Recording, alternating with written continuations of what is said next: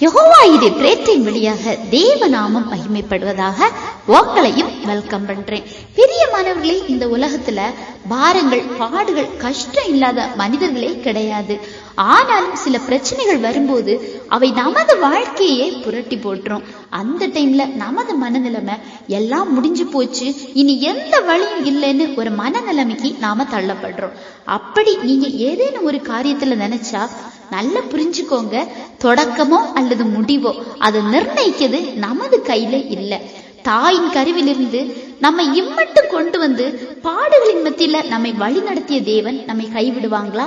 உபாகமம் 31:6 படி பலம் கொண்டு திடமனதாய் இருங்கள். அடுத்ததாக கலங்கவும் திகையவும் வேண்டாம். ஏன்னா கர்த்தர் தான் நம் கூட வருகிறவர். அவர் உன்னை விட்டு விலகுவதும் இல்லை, உன்னை கைவிடுவதும் இல்லைன்னு பார்க்கலாம். எவ்வளவோ வாக்குத்தத்தங்கள், வசனங்கள் கேட்டோம்.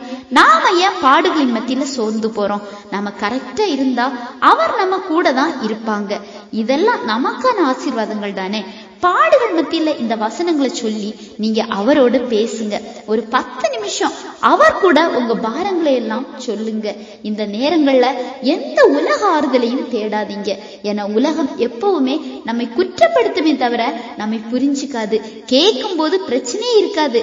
ஆனா அந்த பக்கம் போய் நம்ம காரியங்களை என்ன பேசுறாங்கன்னு நமக்கே தெரியாது. உங்களை தேற்ற ஆற்ற ஒரு அப்பா இருக்கும்போது இன்னொரு வழிய, இன்னொரு மனிதரை நீங்க தேடாதீங்க, அவரை மட்டும் தேடுங்க. ஒருவேளை இவை நமது விழுதலா இருக்கலாம், குறைவா இருக்கலாம், அவர் நம்மை வணைவதா இருக்கலாம், நம்மளை சோதித்து நம்மளை அறிகிறவராய் கூட அவர் செயல்படுவாரு. அவருக்குள்ள திடமனதா இருங்க. ஏன்னா நாம் ஆராதிப்பது ஜீவனுள்ள தகப்பன. இந்த வசனத்தை சொல்லி அவர் மேல உங்க பாரத்தை வைங்க. உபாகமம் 31:6 படி பலம் கொண்டு திடமனதா இருங்க. அடுத்ததாக கலங்கவும் திகையவும் வேண்டாம். என கர்த்தர் தாமே நமது கூட வருகிறவர். அவர் உன்னை விட்டு விலகுவதும் இல்லை, உன்னை கைவிடுவதும் இல்லைன்னு பார்க்கலாம். பிரியமானவர்களே, இந்த செய்தி உங்களுக்கு பிரயோஜனமா இருந்திருக்கும் நம்புறேன். ஆண்டவர் தாமே உங்களை ஆசீர்வதிப்பாராக.